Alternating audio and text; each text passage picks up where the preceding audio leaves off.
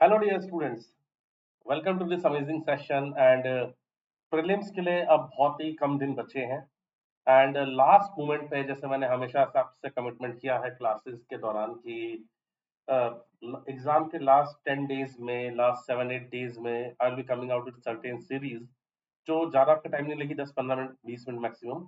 और इसमें जो है it will be adding some value to your preparation. Already आप लोगों ने बहुत अच्छी मेहनत कर रखी होगी इस टाइम तक and many of you are in consistent touch with me, ठीक है ना। तो आई नो कि अब बहुत लोगों की प्रिपरेशन काफ़ी अच्छी है, but I am trying to add some more things in your preparation. May be possible कि हो सकता है ये कुछ एडअप चीज़ें आपकी इसमें हो जाए। तो चलिए स्टार्ट करते हैं। तो देखिए, स्पीशीज इन न्यूज पिछले 4-5 साल से अगर आप एनवायरमेंट इकोलॉजी के क्वेश्चंस पर देखोगे ज्योग्राफी इसके यूपीएससी जीएस के सेक्शन में, तो बेसिकली एनवायरमेंट इकोलॉजी से ये वाला जो सेक्शन है स्पीशीज इन न्यूज, ये लगातार बहुत ज्यादा डिटेल्ड वे में पूछा जा रहा है। जैसा लास्ट डे भी क्वेश्चन था अबाउट ऑरेंगुटन, याद होगा आपको कि इसमें से कौन सा ऑर्गेनिज्म स्टिक को अपने सलाइवा से पूरा स्टिकी कर लेता है, उसके बाद वो चींटियों को खाता है। तो बेसिकली क्या होता है, एनिमल बिहेवियर्स पे क्वेश्चंस काफी पूछ रहा है यूपीएससी। तो वी हैव ट्राइड कि जितनी भी स्पीशीज न्यूज में रही हैं लास्ट 1 ईयर में 2 ईयर में, उन सबको यहाँ पे कंपाइल करा है जो बहुत मोस्ट इंपॉर्टेंट कैटेगरी में आती है। Let's start this session. So number 1 पे आता है ऑलिव रिडले टर्टल। अब देखो, ऑलिव रिडले टर्टल हम जानते हैं कि ये बे ऑफ बंगाल के कोस्ट पर जो है कई जगह पे बहुत कॉमनली इनकी नेस्टिंग साइट्स देखने को मिलती हैं। खासतौर पे उड़ीसा के बीचेस पे तो बहुत ज्यादा इनके जो है नेस्टिंग साइट्स देखने को मिलेंगी। जैसे यहाँ पे लिखा भी है Gahirmatha coast, then Odisha, Rushikulya, Surukari, Devi river, and these are the regions जहाँ पर जो है ऑलिव रिडल टर्टल्स की जो है नेस्टिंग साइट्स बहुत कॉमनली देखने को मिलती हैं। तो olive ridley sea turtles have begun nesting along the bay of Bengal coast. अब इसके बारे में भी देखते हैं। तो ये वार्म वाटर्स में रिसाइड करते हैं, पैसिफिक, अटलांटिक और इंडियन ओशियंस में। These are known for their mass nesting events called Aribadas या olive ridley female turtle usually nest 1 to 3 times per season। यानी एक सीजन में 2 से 3 बार ये जो है एग्स वगैरह अपने देती हैं, ठीक है ना। These are omnivorous और मतलब vegetation as well as algae, crabs, molluscs, इन सबको ये खाते हैं। तो this is the olive ridley turtle. Then olive ridley turtle को एक और चीज यहाँ पे जैसे इमेज में दिख रही होंगी आपको, जैसे यहाँ पे कुछ स्पॉट्स दिख रहे हैं, तो यहाँ पे कुछ स्पॉट्स दिख रहे हैं, इनको बोलते हैं बर्नेकल्स। जो बर्नेकल्स होते हैं एक तरह के, समझ लो कि फंगस कह लो या एक तरह के ऑर्गेनिजम्स हैं जो इनकी बॉडी पे चिपक जाते हैं और फिर ग्रेजुअली इनको बहुत ज्यादा डैमेज करना स्टार्ट कर देते हैं। इनफैक्ट ये बर्नेकल्स खुद कई सारे फंगस को और इनवाइट करते हैं। तो ये बेसिकली तरह की डिजीज होती है जो सी टर्टल्स को बहुत ज्यादा डैमेज करती है। तो दिस इज द रीजन। यहाँ पे आपको ये चिल्का लेक का रीजन पूरा दिखाई दे रहा है। देन ऋषिकुलिया रिवर इधर हो गई। यहाँ पर आप देखोगे महानदी की कई सारी ब्रांचेस दिखाई दे रही हैं। तो इसमें एक ब्रांच ये वाली ध्यान रखना, ये जो है basically it is draining into the Chilika lake. साथ के साथ धामरा पोर्ट यहीं पे आपको दिखाई देगा। व्हीलर आइलैंड, ये कुछ मेजर मेजर चीजें हैं जो इसी कोस्ट के आसपास दिखाई देंगी। इनको जो ध्यान रखना है।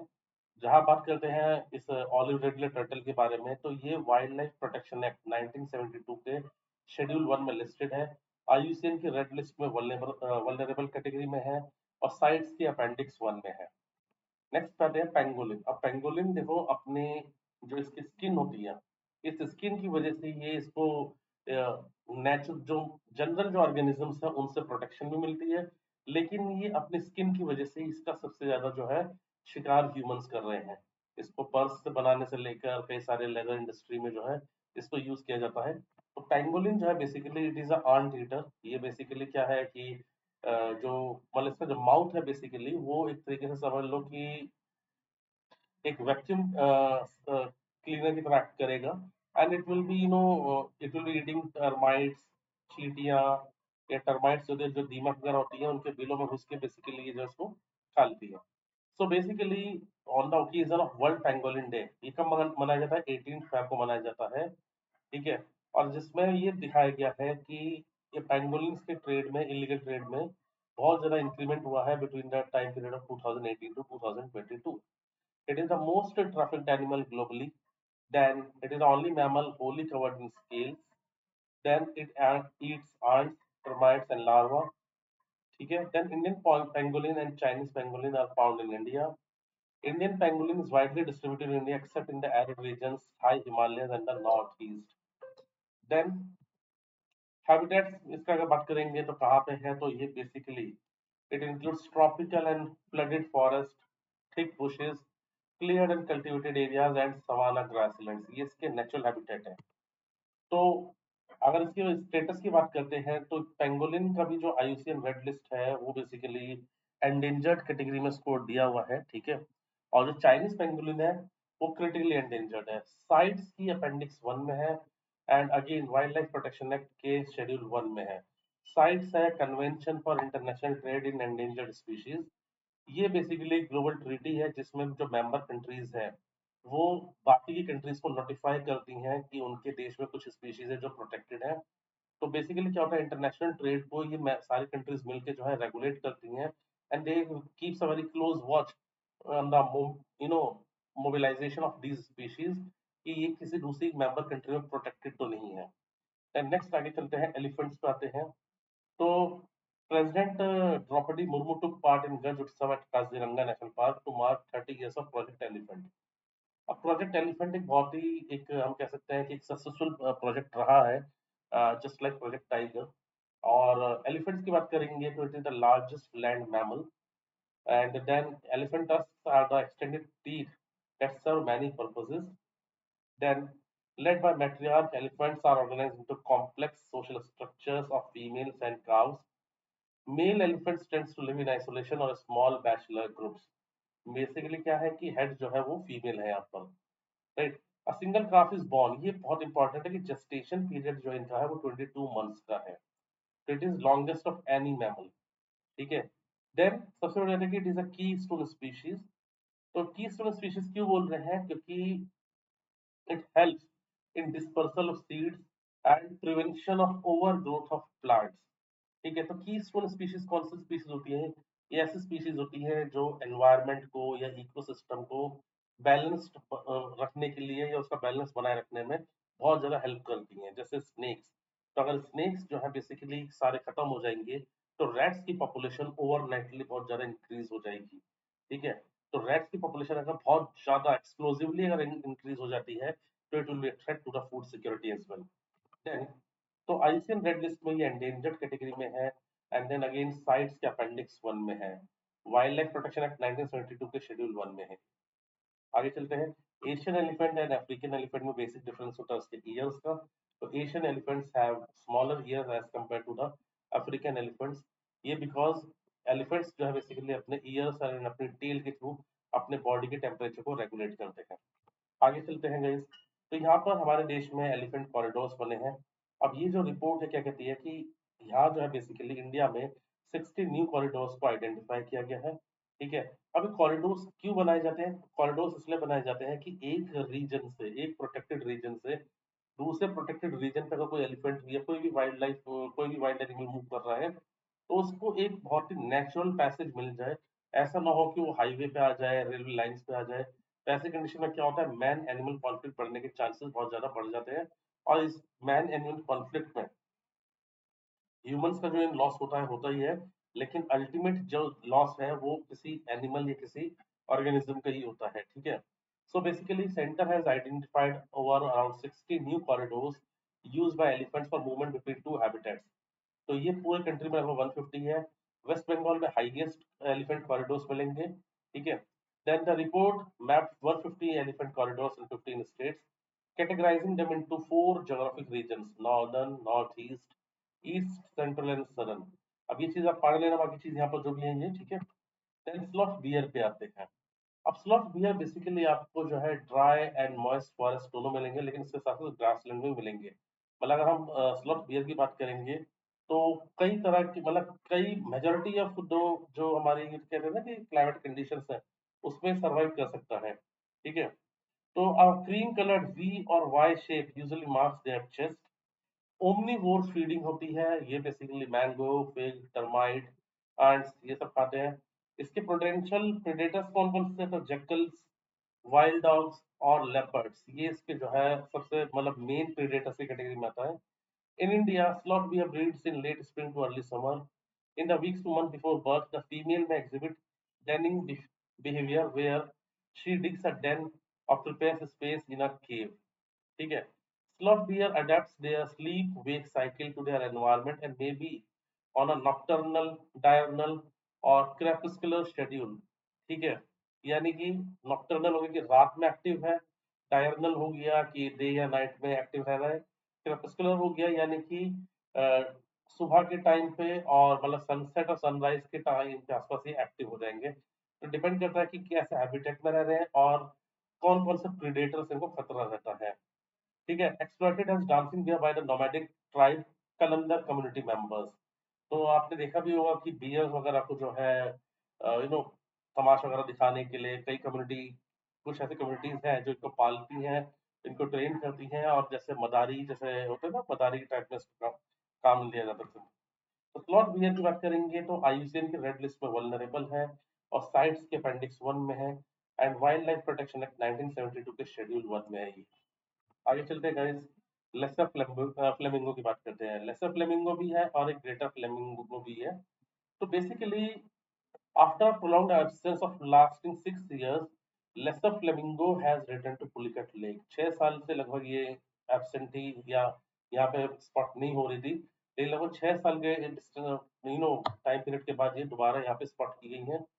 So they have specialised diet and blue green algae benthic diatoms, ये जो है मेनली इनकी जो है डाइट में आता है. यहाँ पर एरिया की बात करेंगे, eastern and southern Africa, Madagascar, Yemen, Pakistan, western India. The lesser flamingo is an obligate filter feeder and feeds during the night and early morning. Then, both the male and female provides their young with a type of nourishment called crop milk. A proposed soda ash mining and hydroelectric power development have negatively affected a breeding site at lake Natron in Tanzania. अब ये lake Natron की location को Tanzania में एक बार जरूर check कर लेना कि ये तंजानिया में नॉर्दर्न साइड में है उसके, या सदर्न साइड में है कि वेस्टर्न साइड में या ईस्टर्न साइड में. UPSC is very fond of asking this type of question. तो आईयूसीएन की रेड लिस्ट में ये नियरली थ्रेटेंड है. साइट की अपेंडिक्स 2 में ये लिस्टेड है. 10 स्मॉलर फ्लेमिंगो और ग्रेटर फ्लेमिंगो के बारे में एक बेसिक डिफरेंस यहाँ पे दिया हुआ है, तो इसको प्लीज एक बार जस्ट पढ़ लीजिएगा. मैं आगे मूव करता हूँ. ग्रेटर स्क्रैप की बात करते हैं. अब जैसे ऐसे नेम होते हैं तो ग्रेटर स्क्रैप ये ऐसा कुछ नाम है, तो यहाँ सबसे बड़ा चैलेंज तो ये होता है कि लोगों को यही नहीं पता होगा कि ये यार एक्चुअल में है क्या. ये कोई एनिमल है, कोई बर्ड है, क्या है ये.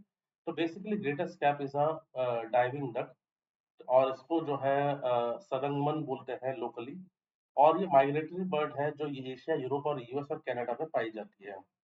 फ्रेश वाटर में ही ये बेसिकली ब्रीड करती है और बेसिकली जो है it is a rare visitor to the Indian subcontinent. IUCN के रेड लिस्ट में लीस्ट डजन है, साइट्स में लिस्टेड भी नहीं है ये. और वाइल्ड लाइफ प्रोटेक्शन एक्ट 1972 में भी ये कहीं लिस्टेड नहीं है किसी भी लिस्ट में. तो this is basically the greatest cap. फिर आता है इंडियन स्कीमर. अब इंडियन स्कीमर अगेन एक ऐसा नेम हो गया जो फिर से आपको नहीं पता चलेगा. ठीक है कि ये बेसिकली एनिमल है कि बर्ड है कि फिश है. तो Indian skimmers was sighted in Godavari estuary in Kakinada district. It is found in estuaries and coastal areas of India, primarily in sandy lowland rivers, lakes and marshes. तो ये जो bird है basically, ये basically जो है slow moving rivers, sand bars, इन सब regions में जो है बहुत आसानी से देखी जा सकती है. It feeds on surface dwelling fish, small crustaceans, crustaceans यानी जो छोटे मोटे केकड़े होते हैं वो सब हो गए, और insect larva. It emits a nasal cap or kip notes, particularly in flight and when disturbed. Major threat क्या है? Habitat degradation. हैबिटेट डिस्ट्रक्शन या हैबिटेट डिग्रेडेशन लगभग मेजॉरिटी ऑफ द स्पीशीज के लिए एक बहुत बड़ी प्रॉब्लम बनी हुई है and it is resulting in their extinction. Then IUCN की रेड लिस्ट में ये एंडेंजर्ड है, साइट्स में लिस्टेड नहीं है. And WPA 1972 that is wildlife protection act 1972 में भी ये लिस्टेड नहीं है. देन आता है मालाबार ट्री टॉड. अब मालाबार ट्री टॉड की बात करेंगे तो टॉड नाम जो है बेसिकली ये टॉड्स जो नेम बेसिकली ये किसी फ्रॉग कम्युनिटी से रिलेट करेगा. ठीक है. तो बेसिकली मालाबार ट्री टॉड ये है यहाँ पर. तो कंटेक्स्ट क्या है इसका? तो the updated checklist of Indian amphibians released by the zoological survey of India includes the Malabar tree toad. इसलिए ये न्यूज में आया था। मोलम नेशनल पार्क और महादेव वाइल्ड लाइफ सेंचुरी में पाया जाता है ये। इनकी लोकेशन पे जरूर चेक करना है यहाँ पर। हैबिटेट लॉस, क्लाइमेट चेंज, ये सब इसके कुछ जो है मेन रीजंस हैं। इसके अलावा ये बंदे से भी बहुत ज्यादा इम्पैक्टेड होता है। फीमेल्स तो कंपैरेटिवली बहुत लार्जर होती है as compare to males. Then IUCN red list की बात करें तो एंडेंजर्ड है, साइट्स में लिस्टेड नहीं है, और वाइल्ड लाइफ प्रोटेक्शन एक्ट 1972 में भी लिस्टेड नहीं है। ठीक है। Next, Eurasian otter. अब यूरेशियन ऑटर, तो ऑटर ये है बेसिकली यहाँ पर, ये भी बहुत ज्यादा फेरोशियस होता है, मतलब अटैक अगर इसको खतरा होता है तो कई बार अपने प्रेडेटर को ही इस तरह से डराने की कोशिश करता है कि मतलब अ, मतलब कई बार वो डाइवर्ट हो सकता है इसके रूट से। ठीक है। तो the first photographic record of the semi aquatic carnivorous mammal has indicated that some stretches of Neeru stream, ठीक है, ये चेनाब की बेसिकली एक स्ट्रीम है, और स्टिल अनपॉल्यूटेड। यूरेशियन ऑटर की बात करेंगे, हैबिटेट की बात है तो Western Ghats and Himalayas. They live in small packs and are mostly nocturnal but can be diurnal in less disturbed areas.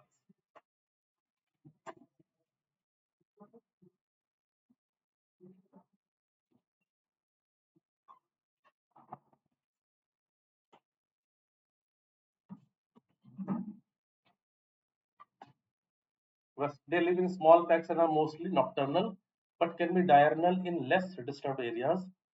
Diet comprises several small animals, mainly crabs and small fishes.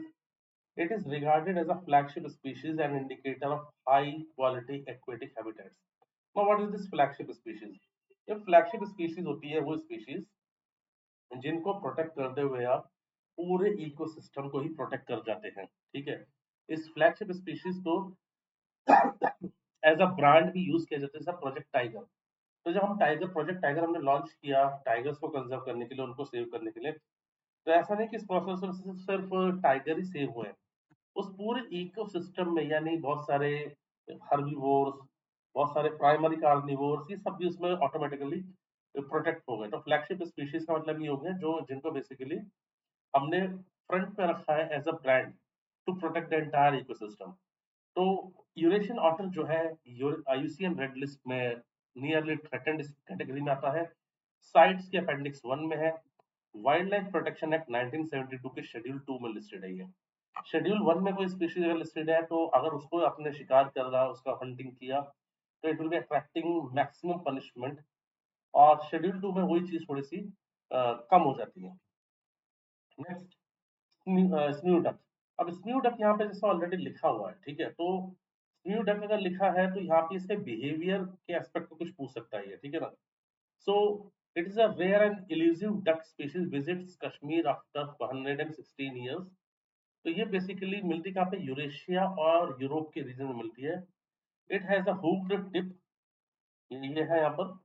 तो it has a hooked tip, इसके ऊपर की tip आप देखोगे तो, ठीक है, and serrated edges which helps it catch fish.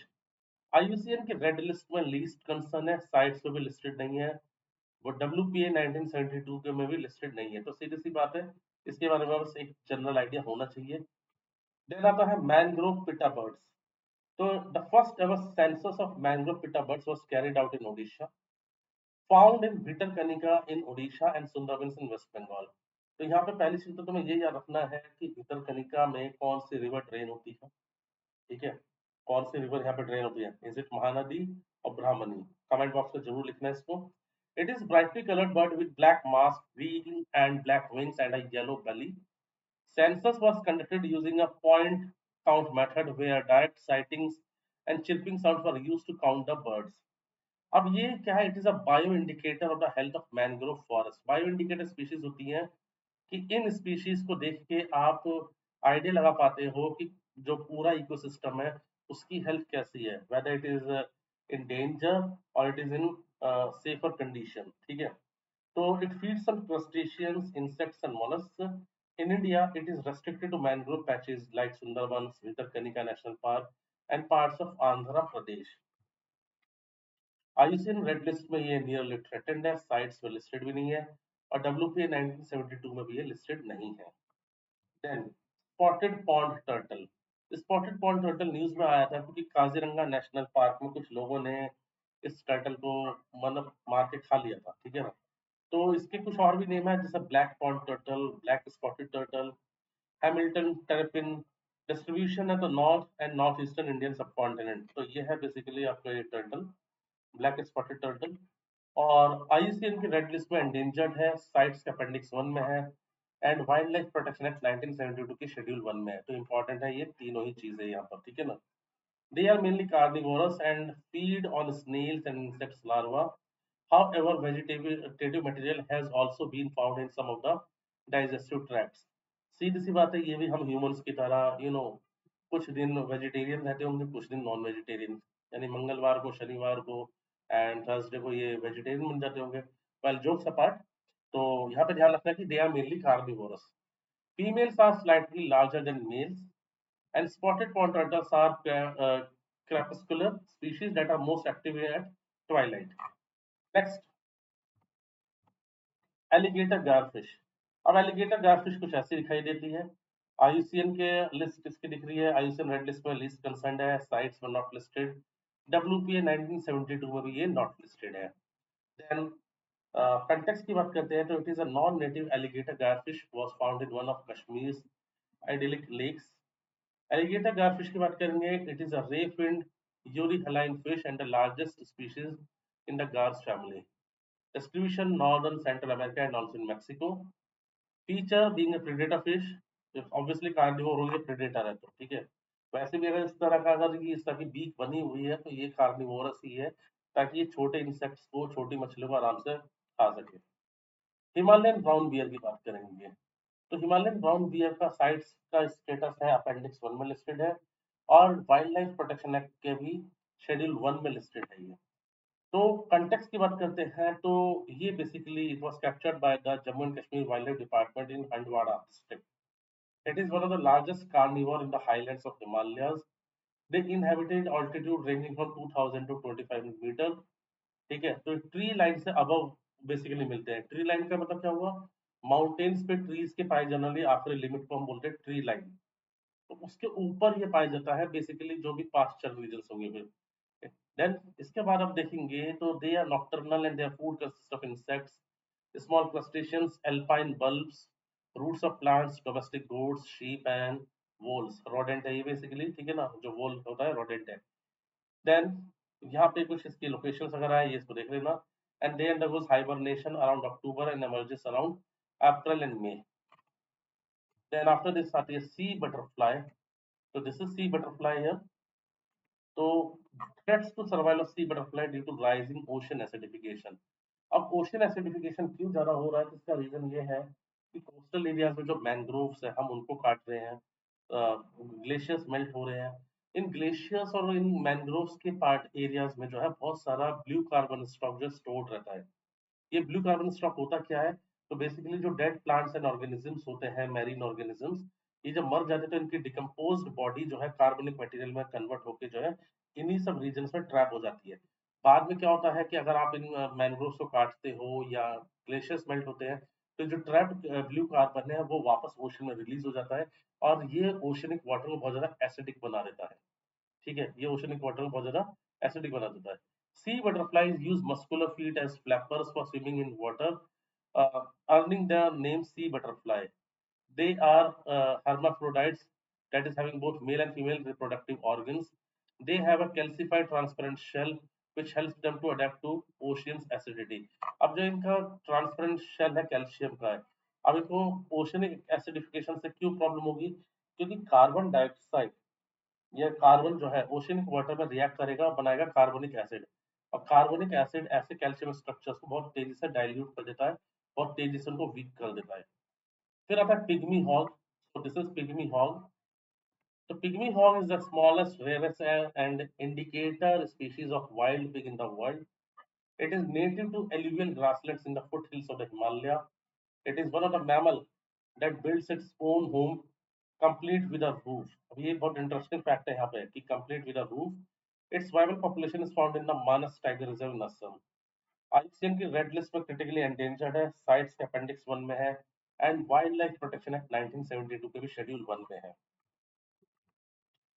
तो यहाँ पर आपको ये कुछ नेशनल पार्क दिखाई देंगे, जैसे Manas wildlife sanctuary, Orang national park हो गया, फिर लाओ खोवा वाइल्ड लाइफ सेंचुरी हो गया, काजीरंगा नेशनल पार्क हो गया, और डिब्रू शेखोवा नेशनल पार्क भी यहाँ पे आपको दिखाई देगा। तो इनका ऐसे एक west to east arrangement national parks का, वेस्ट टू ईस्ट अरेंजमेंट और नॉर्थ टू साउथ अरेंजमेंट, इसको जरूर देख के चलना। फिर मैंने बोला है कि रिवर्स और नेशनल पार्क को इंटीग्रेट करके पढ़ो, कि कोई नेशनल पार्क जब भी पढ़ रहे हो तो ये भी चेक करो कि उसमें कौन कौन से रिवर फ्लो होकर जा रही हैं। लास्ट में उनके बच्चे मुझसे बहुत पूछे सर क्या करें क्या करें। तो ये गाइस बिल्कुल टेंशन मत लो, ये सभी के साथ होता है। लास्ट टाइम का बहुत नेगेटिव वाइब्स आएंगी, नेगेटिव फीलिंग्स आएंगी, ये नहीं तैयार करा, वो तैयार नहीं करा। आपने बहुत कुछ तैयार करा हुआ है। Just keep your mind cool and काम, एंड चीजों को बस रिवाइज करते रहो। मैं भी अपने एंड पे कोशिश करूंगा कि जितने पॉसिबल हो सके, क्योंकि अभी भी ऑफलाइन क्लासेस सारी चल रही हैं, एंड ऑलमोस्ट 8:30 से 9 घंटे तक के हमारे ऑफलाइन क्लासेस होती है, फिर ऑप्शनल का 2 घंटे का बैच होता है। तो उसके मतलब सारे शेड्यूल को देखते हुए मैं I will try my level best कि मैं कितने ज्यादा और सीरीज इसमें अलग अलग आपको प्रोवाइड कर सकता हूँ, ठीक है। Then, ढोल की बात करते हैं, तो ढोल बेसिकली वाइल्ड डॉग से कैटेगरी में ही आता है। रीअपियर्स इन सिमलीपाल आफ्टर नियरली 3 डिकेड्स। और सिमलीपाल कहाँ पर है? सिमलीपाल नेशनल पार्क जो है बेसिकली ये उड़ीसा के मयूरभंज बोलने मैंने, तो उड़ीसा के सिमलीपाल डिस्ट्रिक्ट में, सॉरी उड़ीसा के मयूरभंज डिस्ट्रिक्ट में लोकेटेड है सिमलीपाल नेशनल पार्क। तो ये जो है बेसिकली टाइगर्स के लिए बहुत ज्यादा फेमस है, ये सिमलीपाल नेशनल पार्क। और सिमलीपाल नेशनल पार्क में ही आपको जो है यहाँ की जो नेटिव ट्राइब है वो है मानकेडिया ट्राइब। मानकेडिया ट्राइब जो है basically it is listed under PVTG, और it was in news in the last 2 years। तो मानकेडिया ट्राइब भी ध्यान रखना when you are studying about the Similipal national park. I am repeating again कि ये उड़ीसा के मयूरभंज डिस्ट्रिक्ट में लोकेटेड है, और ये एक टाइगर रिजर्व भी है, ठीक है। ढोल की बात करते हैं, तो ढोल जो बेसिकली डॉग या कैनन फैमिली से बिलोंग करता है। It in some protected areas they share habitat with tigers and leopards. तो बेसिकली क्या होता है कि उन्हीं के जो टाइगर लेपर्ड जो भी शिकार वगैरह करते हैं, उसके बाद जो बचा कुचा जो भी चीज होती है उसको यही लोग खाते हैं। They are great communicators and use an eerie whistle to communicate with each other, hence they have nickname whistling dog। फिर जोग्राफिकल स्प्रेड की बात करें तो ये ग्लोबली कई जगह पे मिलता है, ठीक है ना, ग्लोबली ये कई जगह पे मिलता है। साइट्स की अगर हम बात करते हैं तो साइट्स के अपेंडिक्स 2 में है, आईयूसीएन के रेड लिस्ट में एंडेंजर्ड कैटेगरी में है, और वाइल्ड लाइफ प्रोटेक्शन एक्ट 1972 के शेड्यूल 2 में लोकेटेड, तो मतलब लिस्टेड है, सॉरी, ठीक है। घोल की बात करते हैं, अब पहले था घोल, अब आ गया घोल। अब घोल क्या है बेसिकली? तो घोल जो है बेसिकली फिश है, दिस इज अ फिश। तो Gujarat government choose the black spotted Crocker और द घोल एज द स्टेट फिश, ठीक है। It is found in marine areas of Gujarat and Maharashtra in a golden brown colour. It is found in coastal waters over muddy bottoms of the sea bed. The fish is considered a delicacy in many countries, as well as exported to European as well as Middle Eastern countries. IUCN की red list में ये threatened category में है। Then after this, Namdapha flying squirrel, यानी ये उड़ने वाली गिलहरी है। अभी उड़ने वाली कैसे, कैसे पंख होते हैं? नहीं, ये कुछ ऐसी होती है अपनी बॉडी को पूरी फ्लैट कर लेती है। बॉडी को फ्लैट कर लेती है तो ये विंड के फ्लो को यूज कर लेती है एक जगह से दूसरी जगह जंप करने के लिए, लॉन्ग जंप्स ले लेती है ये बहुत ज्यादा, ठीक है। तो it was missing for 42 years। फिर नाम दफा फ्लाइंग स्क्विरल जो है यहाँ पर जो है दोबारा से रीअपियर हुई है, ठीक है। अब ये जो है बेसिकली अगेन एक एंडेमिक स्पीशीज है अरुणाचल प्रदेश की। एंडेमिक स्पीशीज हो जाती है बेसिकली जो बेसिकली नेचुरली सिर्फ इसी रीजन में मिलेगी, ठीक है। नेचुरली ये यहीं पे पाई जाएगी। तो बेसिकली जो है एंडेमिक का मतलब ही ये होता है कि कोई पर्टिकुलर स्पीशीज है वो नेचुरली किसी पर्टिकुलर रीजन में ही मिलेगी, उसके अलावा कहीं पे भी मिलेगी तो वो बेसिकली किसी ह्यूमन इंटरफेरेंस, किसी प्रोटेक्टिव मेजर्स की वजह से मिलेगी। आईयूसीएन की रेड लिस्ट में ये क्रिटिकली एंडेंजर्ड है, और वाइल्ड लाइफ प्रोटेक्शन एक्ट 1972 के भी शेड्यूल 2 में लिस्टेड है ये, ठीक है। तो गाइस बेसिकली ये इंडिया म्यांमार के बॉर्डर पे चांगलांग डिस्ट्रिक्ट में ये सब रीजन में मिलती है। मेन चीज क्या, हर्बीवोर है, और फ्रूट्स एंड नट्स पे ये मेनली डिपेंडेंट होती है, ठीक है। फिर आता है रेयर पैलेजिक बर्ड। तो recently the birders network observed rare pelagic birds off the coast of Dakshin Kannada district in Karnataka. They have exceptionally long and thin wings, that allow them to fly effortlessly for long period without rest. Example albatross, frigate bird, pumas, petrels, shearwaters. इसको भी बस पढ़ लेना है यहाँ पर, ठीक है ना।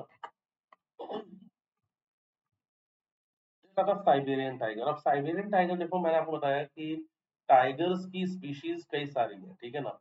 तो टाइगर जैसे रॉयल बंगाल टाइगर भी हो गया, साइबेरियन टाइगर भी हो गया। इसके अलावा जो इंडोनेशियन टाइगर्स की कुछ स्पीशीज है जो एक्सटिंक्ट भी हो गई हैं। तो basically two Siberian tigers Lara and Akamas, ये दार्जिलिंग में लेके आए थे, कहाँ पर, पद्मजा नायडू हिमालयन जूलॉजिकल पार्क।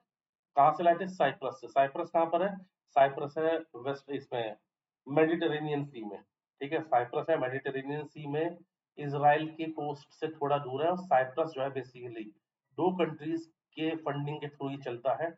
एक कंट्री हो गई ग्रीस और दूसरी हो गई तुर्की है। तो साइप्रस में 50% के अराउंड मुस्लिम पॉपुलेशन है एंड 50% के अराउंड जो है क्रिश्चियन पॉपुलेशन है यहाँ पर। साइबेरियन टाइगर की बात करते हैं, these are also known as Amur tiger and ये कोल्ड क्लाइमेट रीजन्स में सर्वाइव करते हैं। Their main prey base includes, अब टाइगर का मेन प्रे क्या है ये सबको पता है, इसमें ऐसे कोई वाली बात है नहीं, ठीक है ना। जेस्टेशन पीरियड साइबेरियन टाइगर का होता है 3 to 3.5 months and female tiger जो है वो हर 2 साल में, the female tiger gives birth once every 2 years at any point during the year.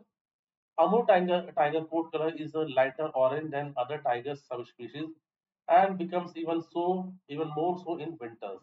ठीक है। तो यहाँ पे मेनली इसमें ये ध्यान रखना है कि ये जो है इसका जेस्टेशन पीरियड कितना है, 3 to 3.5 months, और 2 साल में एक बार जो है साइबेरियन टाइगर्स जो है वो बर्थ देती है। और टाइगर्स के बॉडी पार्ट्स, इनके ऑर्गन्स का ट्रेड बहुत ज्यादा होता है। बहुत कंट्रीज में इसको इनके मतलब ट्रेडिशनल मेडिसिन के फॉर्म में इनको यूज किया जाता है, ठीक है। But thanks to project tiger जिसने बेसिकली इनको बचाया थोड़ा सा, और उम्मीद है कि दूसरी जगह पे भी ये जो इस तरह की लीगल चीजें होती थी वो कम हो गई होंगी या बंद हो गई होंगी। अब आता है सी लाइन। तो सी लाइन ये है यहाँ पर, इसको आपने कहीं से रील्स वगैरह में देखा ही होगा, सेल्फी लेने आता है ये। तो इसका आईक्यू लेवल बहुत अच्छा माना जाता है वैसे भी। So it is a marine mammal belonging to the group called pinnipeds in the Otteridae family, known for its semi-aquatic lifestyle. They are found in Pacific Ocean, Atlantic Ocean, and parts of Indian Ocean. There are six subspecies of sea lion: Australian, California, Galapagos, New Zealand, South American stellar sea lions. Adult males exhibit a dense mane of hair around their necks. फिर आता cicada. अब cicada नाम है, ये नहीं पता चलेगा अचानक से कि सिकाडा है क्या। तो ये बेसिकली इंसेक्ट हो गया सिकाडा यहाँ पर। तो cicada an insect species distant as Purana Chivida after its Malayalam name Chividu, ठीक है। खैर, अब ये इसके यहाँ पे जो कुछ चीजें लिखी हुई है ये इसको देखना। Their deceased body provides nitrogen as a nutrient source aiding plant growth. कोई सीधी सी बात है, कोई ऑर्गेनिज्म वैसे भी जब डेड डिकम्पोज होता है तो यही चीजें रिलीज होती है सॉइल में भी। तो इसको जस्ट आपको एक बार रीड करना है। अब आता है इंडियन फ्लाइंग फॉक्स बैट। अब फ्लाइंग फॉक्स भी और बैट भी है, तो बेसिकली है क्या ये। तो ये बैट है बेसिकली, लेकिन देखने में ऐसा लगेगा फ्लाइंग फॉक्स जैसा, ठीक है। अगर इसको थोड़ा सा और जूम कर ले तो बिल्कुल ऐसा लगेगा कि जैसे कोई वेयर वुल्फ है वो उड़ता हुआ आ रहा है। तो ये भी न्यूज में था, ठीक है। And it is also called great Indian fruit bat. कई जगह पे इसको खाते भी है, और it is the carrier of Nipah virus, ठीक है। It is one of the largest bat in the world belonging to the species of mega bats native to the Indian subcontinent. Instead of using echolocation, this flying fox perceives its environment through well-developed senses of vision and smell. ठीक है।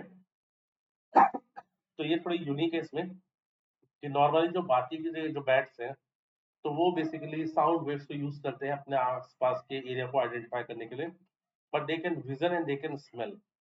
IUCN की red list में least concern है, CITES के appendix 2 में है, और wild life protection act 1972 के भी शेड्यूल 2 में लोकेटेड है।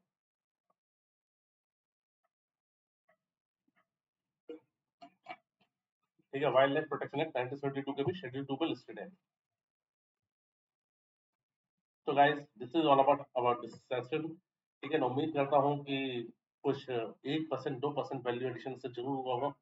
वीडियो को थोड़ा फास्ट फॉरवर्ड करके देख लेना, क्योंकि मैं कि मैं अपने ऊपर रेजिस्ट नहीं कर पाता हूँ कि थोड़ा और एक्स्ट्रा बता पाऊँ या उसको रोक पाऊँ अपनी नॉलेज को किसी तरीके से। तो I just try to share as much as I can share with you in the least possible time. Obviously और भी ज़्यादा शेयर किया जा सकता था, लेकिन फिर टाइम ज़्यादा हो जाता। वीडियो को फास्ट फॉरवर्ड मोड में देखना आराम से, आपको अच्छे से समझ में आ जाएगा एंड स्क्रीनशॉट उसके ले लेना। और जिसने टेलीग्राम चैनल, मतलब किसी को पीडीएफ चाहिए तो पीडीएफ भी हम इसको टेलीग्राम चैनल में अपलोड कर देंगे, वहां से आप इसको डाउनलोड कर सकते हो। So guys, thank you so much. Exam MQ app को भी डाउनलोड कर लो, एमसीक्यूज उस पर अपलोड होने स्टार्ट हो गए हैं, उन एमसीक्यूज को आप फ्री ऑफ कॉस्ट प्रैक्टिस कर सकते हो। So guys, good night, bye bye, take care, thank you.